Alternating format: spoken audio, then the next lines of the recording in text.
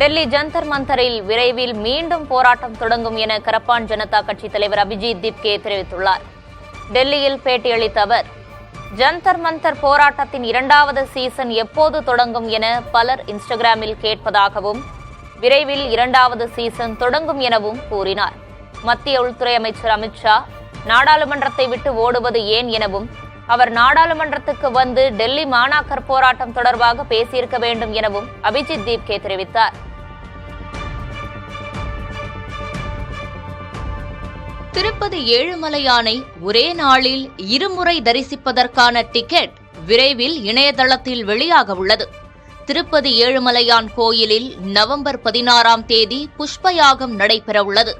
இதற்கான டிக்கெட்டை பெறுவோர் காலையில் கல்யாண மண்டபத்தில் நடைபெறும் அபிஷேக சேவையில் பங்கேற்பதோடு ஏழுமலையானையும் தரிசிக்கலாம். மதியம் அதே டிக்கெட் மூலம் மலையப்ப சுவாமிக்கு நடைபெறும் புஷ்பயாகத்தில் பங்கேற்று மீண்டும் மூலவரை தரிசிக்கலாம். இந்த டிக்கெட் விரைவில் இணையதளத்தில் வெளியாக உள்ளது. இதனிடையே மாதத்துக்கு ஒருமுறை மட்டுமே ஒருவரை சிபாரிசு கடிதம் மூலம் தரிசனத்துக்கு அனுமதிக்க தேவஸ்தான அதிகாரிகள் முடிவு செய்துள்ளனர். இதற்காக பிரத்யேக மென்பொருள் பயன்படுத்தப்பட உள்ளது. இதன் மூலம் இலவச தரிசனத்தில் பக்தர்கள் காத்திருக்கும் நேரம் குறையும் என தேவஸ்தான அதிகாரிகள் தெரிவிக்கின்றனர். போர்க்காலத்தில் உரிய ஆவணங்களின்றி இந்தியாவில் தஞ்சம் புகுந்த இலங்கை அகதிகளுக்கான ஐக்கிய நாடுகளின் ஆணையம் மூலம் மீண்டும் நாடு திரும்புவதற்கு இலங்கை அமைச்சரவை ஒப்புதல் அளித்துள்ளது. தூதரக சான்றொப்பம் மற்றும் புலனாய்வு அமைப்பின் அனுமதி பெறப்பட்டவர்களுக்கு தற்காலிக கடவுச்சீட்டு வழங்கப்பட்டு எவ்வித சட்ட நடவடிக்கையும் இன்றி நாடு திரும்ப அனுமதி வழங்கப்படும் என்று தெரிவிக்கப்பட்டுள்ளது. அதேவேளை கொலை மற்றும் தேச துரோக குற்றங்களில் ஈடுபட்டவர்கள் இறங்கு துறையிலேயே தடுத்து வைக்கப்பட்டு சட்ட நடவடிக்கைக்கு உட்படுத்தப்படுவார்கள் என்றும் குறிப்பிடப்பட்டுள்ளது. டால்பின் புயல் தணிந்ததை அடுத்து கிழக்கு சீனாவின் ஜெஜியாங் மாகாணத்தில் கடல் சூழல் இயல்பு நிலைக்கு திரும்பியுள்ளது. இதனால் அப்பகுதியில் நீண்ட நாட்களாக எதிர்பார்க்கப்பட்ட மீன்பிடி பருவம் தொடங்கப்பட்டு 8000த்திற்கும் மேற்பட்ட மீன்பிடி படகுகள் ஒரே நேரத்தில் கடலுக்கு புறப்பட்டுச் சென்றன. மீனவர்களின் பாதுகாப்பான பயணத்தை உறுதி செய்ய ட்ரோன்கள் மற்றும் ரோந்து படகுகள் மூலம் கடல்சார் பாதுகாப்பு அதிகாரிகள் 24 மணி நேர தீவிர கண்காணிப்பு வளையத்தை அமைத்துள்ளனர். ஹைட்ரஜன் எரிபொருளில் இயங்கும் காரை வேகமாக இயக்கி பிரிட்டனைச் சேர்ந்த நிறுவனம் புதிய உலக சாதனையை படைத்துள்ளது.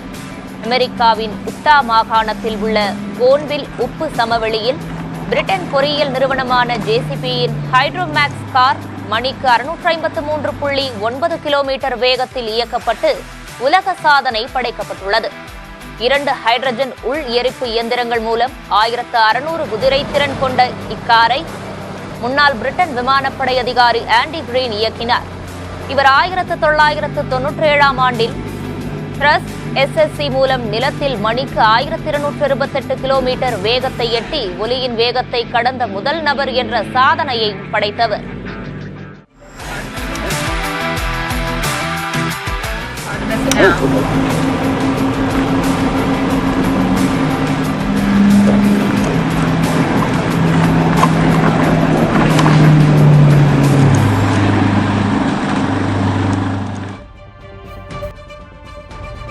நீதிபதி யஷ்வந்த் வர்மா மீதான 3 குற்றச்சாட்டுகளும் நிரூபிக்கப்பட்டதாக மக்களவை சபாநாயகர் அமைத்த விசாரணை குழு தெரிவித்துள்ளது. அவரது அதிகாரப்பூர்வ இல்லத்தில் கணக்கில் காட்டப்படாத பணம் கண்டெடுக்கப்பட்ட விவகாரம் தொடர்பான அறிக்கை நாடாளுமன்றத்தின் 2 அவைகளிலும் தாக்கல் செய்யப்பட்டது. பணத்தின் இருப்பு மூலம் அல்லது உரிமை குறித்து நீதிபதி வர்மா திருப்திகரமான விளக்கம் அளிக்கவில்லை என குழு கூறியுள்ளது. முக்கிய ஆதாரங்கள் பாதுகாக்கப்படவில்லை என்றும் அவரது விளக்கம் திருப்திகரமாக இல்லை என்றும் தெரிவித்துள்ளது. இதனிடையே நாடாளுமன்றத்தில் சுமார் 200 உறுப்பினர்கள் பதவி நீக்கத்துக்கு வலியுறுத்திய நிலையில் வர்மா ஏற்கனவே பதவி விலகியுள்ளார்.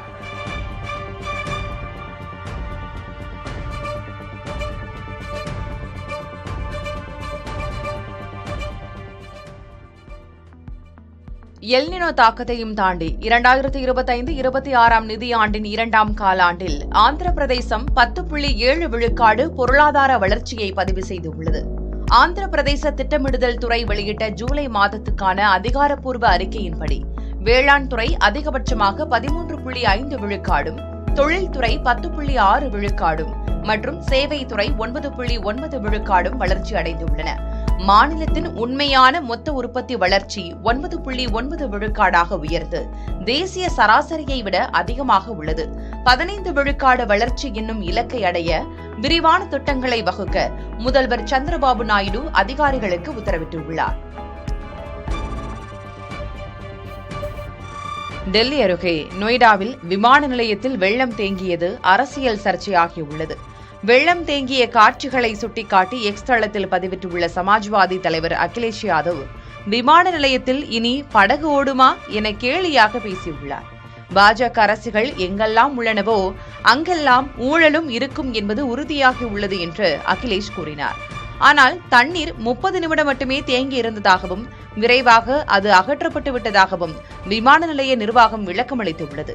மிக கனமழை பொழிந்ததால் இப்படி ஆகிவிட்டதாகவும் இதனால் விமான போக்குவரத்து எதுவும் பாதிக்கப்படவில்லை என்றும் விளக்கமளிக்கப்பட்டுள்ளது. 11,200 கோடி ரூபாய் செலவில் கட்டப்பட்ட பிரம்மாண்டமான நொய்டா விமான நிலையம் கடந்த ஜூன் மாதம்தான் பயன்பாட்டுக்கு வந்தது குறிப்பிடத்தக்கது. பீகாரின் பங்கிப்பூர் தொகுதியில் பாஜகவின் 30 ஆண்டு கால ஆதிக்கத்திற்கு முற்றுப்புள்ளி வைத்து வெற்றி பெற்ற ஜன்சுராஜ் கட்சி தலைவர் பிரசாந்த் கிஷோர் தொகுதி இளைஞர்களுக்கான வேலைவாய்ப்பு திட்டத்தை அறிவித்துள்ளார். இதன்படி அடுத்த 1 முதல் 2 ஆண்டுகளில் படித்த 10,000 இளைஞர்களுக்கு தனியார் துறையில் வேலைவாய்ப்பு பெற்றுத்தர திட்டமிட்டுள்ளதாகவும் அதற்காக இளைஞர்கள் தங்களின் சுயவிபர குறிப்புகளை தனது அலுவலகத்தில் சமர்ப்பிக்குமாறும் கேட்டுக் கொண்டுள்ளார். ஜன்சுராஜ் கட்சி பீகாரில் ஆட்சி அமைத்தால் மாநிலம் முழுவதும் போதிய வேலைவாய்ப்புகள் உருவாக்கப்படும் என்றும் அவர் உறுதியளித்துள்ளார்.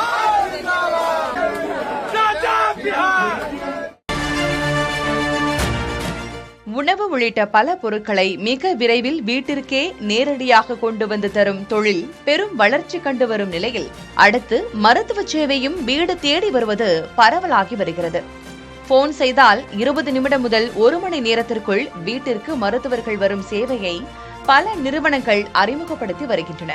அடிப்படையான மருத்துவ பரிசோதனை கருவிகள், மருந்துகளுடன் மருத்துவர்கள் வீட்டிற்கே வருகின்றனர். டாக் ஹோம் என்ற நிறுவனம் சென்னை, பெங்களூரு உள்ளிட்ட 14 நிறுவனங்களில் இச்சேவையை தருகிறது.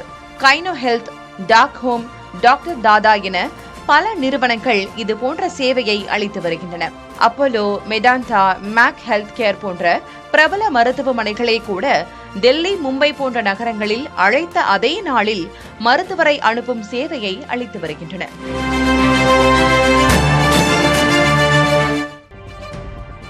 தமிழ்நாடு சட்டமன்றத்தில் முதல்வர் விஜய் முன்மொழிந்த தொகுதி மறுவரையறைக்கு எதிரான தீர்மானம் நிறைவேற்றப்பட்டது. அதன்படி 2011 மக்கள் தொகை அடிப்படையில் தொகுதி மறுவரையறை கூடாது என்றும் மக்களவை தொகுதிகளின் எண்ணிக்கையை 543 850 உயர்த்தக்கூடாது என்றும் தீர்மானம் நிறைவேற்றப்பட்டது. முக்கியமாக 2029 தேர்தலிலேயே பெண்களுக்கு 33% இடஒதுக்கீடு வழங்க வேண்டும் என்றும் இந்த தீர்மானத்தில் மத்திய அரசுக்கு வலியுறுத்தப்பட்டுள்ளது. இந்த தீர்மானத்திற்கு திமுக, காங்கிரஸ், விசிக, முஸ்லீம் லீக், இடதுசாரிகள், பாஜக, மாமக ஆகிய கட்சிகள் ஆதரவு தெரிவித்தன. அதிமுக மகளிர் இடஒதுக்கீடு தொடர்பான தீர்மானத்திற்கு மட்டும் ஆதரவு தெரிவித்தது. பாமக, பாஜக கட்சிகள் இந்த தீர்மானத்திற்கு எதிர்ப்பு தெரிவித்த நிலையில் தேமுதிக தனது நிலைப்பாடு குறித்து கருத்து தெரிவிக்கவில்லை. மகளிருக்கான 33 விழுக்காடு இடஒதுக்கீட்டை உடனடியாக நடைமுறைப்படுத்த வேண்டும் என முதல்வர் விஜய் மத்திய அரசை வலியுறுத்தியுள்ளார். தொகுதி மறுவரையறையை எதிர்த்து சட்டமன்றத்தில் தீர்மானம் கொண்டு வந்து பேசிய முதல்வர் விஜய், தமிழக மக்கள் தொகை மற்றும் வாக்குப்பதிவில் பெண்கள் முன்னணியில் இருந்தாலும் சட்டமன்றத்தில் அவர்களின் பிரதிநிதித்துவம் இன்னும் போதுமான அளவில் உயரவில்லை என்று அவர் குறிப்பிட்டார். 2023ஆம் ஆண்டு நிறைவேற்றப்பட்ட அரசியலமைப்பு சட்ட திருத்தம் மக்கள் தொகை கணக்கெடுப்பு மற்றும் தொகுதி மறுவரையறையுடன் இணைக்கப்பட்டுள்ளதால் ஏற்படும் காலதாமதம் பெண்களின் அரசியல் உரிமையை மறுக்கும் வகையில் உள்ளதாக முதல்வர் விஜய் சுட்டிக்காட்டினார். நம்ம தமிழ்நாட்டை எடுத்துக்கிட்டாலும் ஆண்களை விட பெண்கள் தான் அதிகம், ஓட்டு சதவீதத்தில் கூட அவங்க தான் அதிகம். ஆனால் அவங்களுக்கான அரசியல் இடம்னு பார்த்தா 2021 சட்டசபையில் 12 பெண்கள் இருந்தாங்க. இப்போ இந்த 2026 சட்டசபையில் 23 பெண்கள் இருக்கிறாங்க.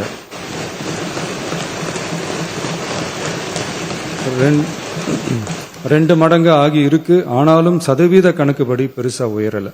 33% இடஒதுக்கீட்டை இனியும் தாமதிக்காமல் நடைமுறைப்படுத்த வேண்டும் என்று ஒன்றிய அரசை வலியுறுத்துகிறோம். இது பெண்களுக்கான சலுகை இல்ல, இது அவர்களுடைய ஜனநாயக உரிமை. இது ஒருவருக்கான வெற்றி அல்ல, இது இந்திய ஜனநாயகத்தின் வெற்றி. ஒரு பெண் அதிகாரம் பெறும்போது ஒரு குடும்பம் உயர்கிறது. ஆயிரக்கணக்கான பெண்கள் அதிகாரம் பெறும்போது ஒரு நாடே உயர்கிறது. மக்கள் தொகை கணக்கெடுப்பு மற்றும் தொகுதி மறுசீரமைப்புடன் பெண்களுக்கான தொகுதி ஒதுக்கீட்டை இணைப்பதால் ஏற்படும் காலதாமதத்தின் காரணமாக பெண்களுக்கான தொகுதி ஒதுக்கீட்டை ஒத்திவைக்க கூடாது என்றும் அதை விரைவாக அமல்படுத்த தகுந்த அரசியலமைப்பு மற்றும் சட்டப்பூர்வ நடவடிக்கைகள் எடுக்கப்பட வேண்டும் என்றும் தமிழ்நாடு அரசு ஒன்றிய அரசை வலியுறுத்துகிறது. தமிழக அரசு கொண்டு வந்த தொகுதி மறுவரையறை எதிர்ப்பு தீர்மானத்தை திமுக வரவேற்பதாக எதிர்க்கட்சித் தலைவர் உதயநிதி ஸ்டாலின் தெரிவித்துள்ளார். இந்த தீர்மானம் குறித்து சட்டமன்றத்தில் உரையாற்றிய அவர் 33 விழுக்காடு மகளிர் இடஒதுக்கீட்டையும் திமுக முழுமையாக ஆதரிப்பதாக கூறினார். திராவிட முன்னேற்ற கழகத்தை பொறுத்த வரைக்கும் 33% மகளிர் இடஒதுக்கீட்டை நாங்கள் முழுமையாக ஆதரிக்கின்றோம், வரவேற்கின்றோம். ஒருவேளை மகளிர் இடஒதுக்கீடு மசோதாவுக்காக டீலிமிட்டேஷன் எக்ஸசைஸ் செய்யப்பட்டார் 1971 மக்கள் தொகை அடிப்படையிலேயே செய்ய வேண்டும். அதுல ஏதாவது மாற்றம் வந்தா நாடாளுமன்றத்தில் தமிழ்நாட்டு எம்பிக்களுடைய விதிகாச்சாரம், நம்மளுடைய ரெப்ரசன்டேஷன் இப்ப இருக்கக்கூடிய 7.18% குறைக்க அனுமதிக்க கூடாதுன்னு மீண்டும் வலியுறுத்தி சொல்லி அரசு கொண்டு வந்திருக்கக்கூடிய இந்த தீர்மானத்தை நாங்கள் வரவேற்கின்றோம். தொகுதி மறுவரையறையை எதிர்த்து சட்டமன்றத்தில் முதல்வர் விஜய் முன்மொழிந்த தீர்மானத்துக்கு அதிமுக எதிர்ப்பு தெரிவித்துள்ளது. இதுகுறித்து சட்டமன்றத்தில் உரையாற்றிய அக்கட்சியின் பொதுச் செயலர் எடப்பாடி கே பழனிசாமி, பெண்களுக்கு 33 விழுக்காடு இடஒதுக்கீடு வழங்க வேண்டும் என்ற ஒரு தீர்மானத்தை மட்டும் அதிமுக ஆதரிப்பதாக கூறினார். தமிழ்நாட்டிற்கு எவ்வித பாதகமும் இல்லாமல் நாடாளுமன்ற தொகுதி எண்ணிக்கை தற்போதுள்ள விகிதாச்சாரப்படி, அதாவது 7.18% குறையாமல் தொகுதி மறுவரை செய்ய வேண்டும்.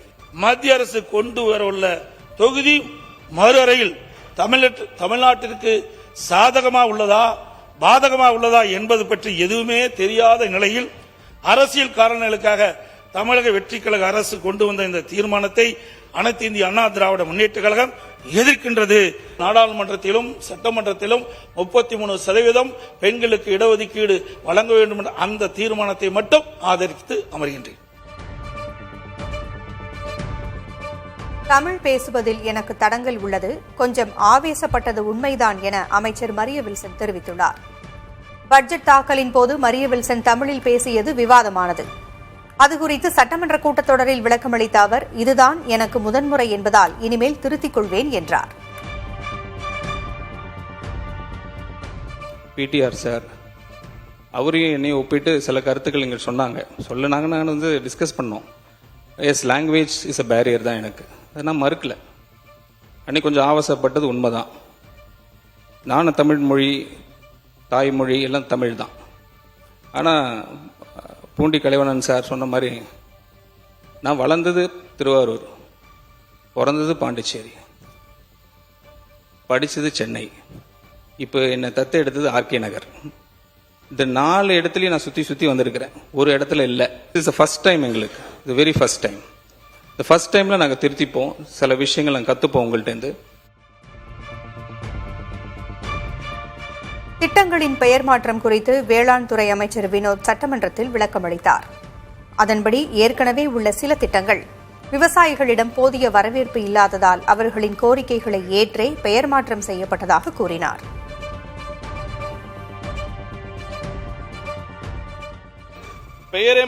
பெயரை மட்டுமே மாற்றி திட்டங்களை அறிவித்துள்ளதாக தெரிவித்தனர். அது குறித்து விளக்கத்தினை இங்கு நான் அளிக்க விரும்புகிறேன். ஏற்கனவே செயல்படுத்தப்பட்ட சில திட்டங்களில் பல்வேறு கூறுகள் இருந்த நிலையில் அவற்றில் சில கூறுகளுக்கு விவசாயிகள் மத்தியில் போதிய வரவேற்பு இல்லாமல் இருந்ததால், எனவே இவ்வாறான கூறுகளை நீக்கியும் விவசாயிகள் கோரிக்கைகளுக்கு ஏற்ப தேவையான வேறு இனங்களை சேர்த்தும் அத்திட்டங்களுக்கு புது வடிவம் கொடுக்கப்பெற்று அறிவிக்கப்பட்டுள்ளன.